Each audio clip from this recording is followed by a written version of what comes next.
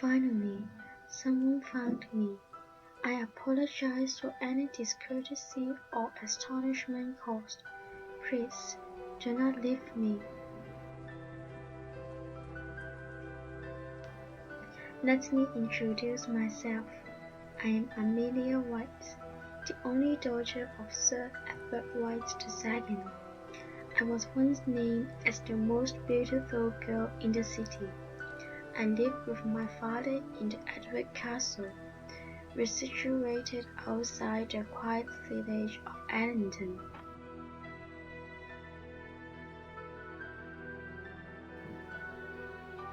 We were living very happily until my elder ceremony, which I was arranged in marriage. This was the twist in my life, the time it changed the whole of my life.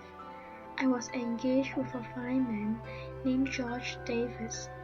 I knew at the moment when I saw this man, he was the one. The rest of the world seemed to vanish when he was walking towards me. It was the happiest time of my life, like a sunset, filled my mind with beautiful memories, short but profound. It all seemed to change since the day you left me. He did not come for a month. I waited and waited, every day worrying whether he may have encountered any accidents. The most of all and the least I would like to believe in is that he is getting fed up with me. This idea penetrates into my heart and hurts me deeply.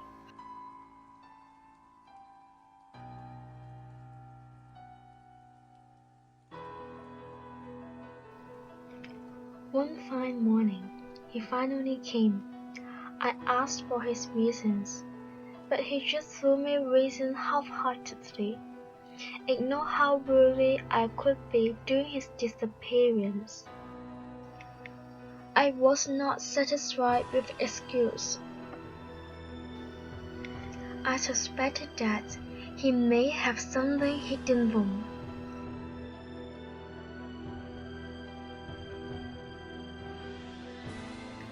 But, my love, shouldn't we be honest to each other? We are going to be companions for the rest of our life. But he crushed my heart next week.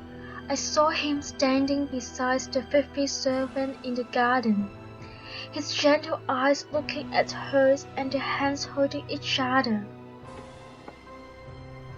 The only thought in my mind was that, my dear, do not betray me. It would be worse than stabbing my body with a knife, because it heals. Crushing my heart will leave a wound for a lifetime.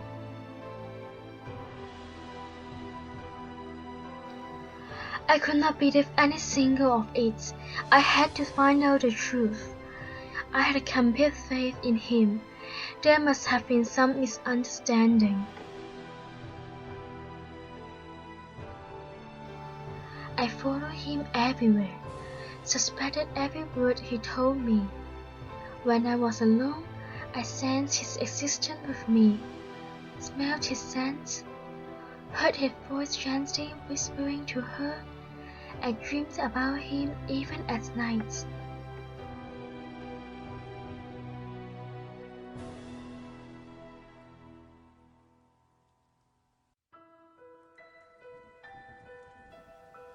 One day, I overheard the servants gossiping. The servants must know the affair. That filthy servant must have shown off. All people must have knew about that affair, and George cheating on me. A practitioner came to visit me. I knew my health had been getting worse, but I did not think it necessary for me to see a practitioner. The least I would be now is be sick. I was just having a few bad sleeps and losing a few hairs. My father moved my chamber to the dungeon, as he thought I would be better off down there without the sun shining. I had no idea. There was never a concern to me. I didn't really care.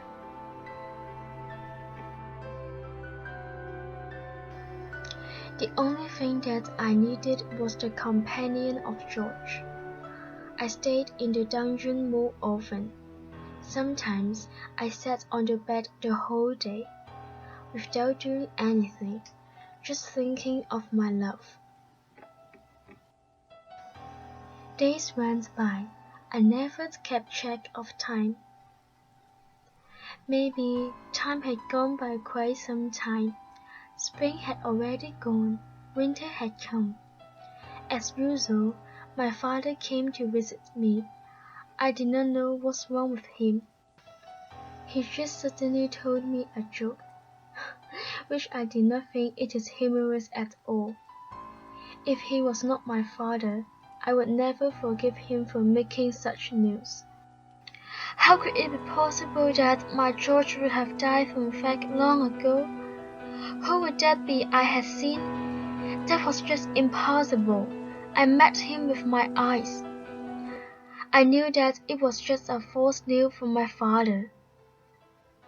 He came to tell me this news every day. I knew that was not true. One day, my George would come to fetch me.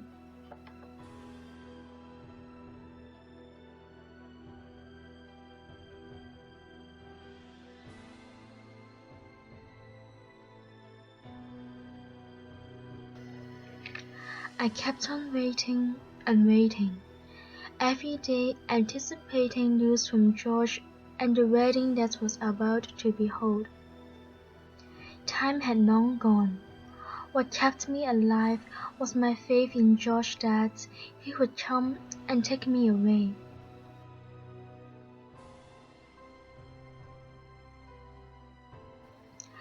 I talked to him every day, murmuring his name, saying my clothes no longer fit, my hair became silvery white.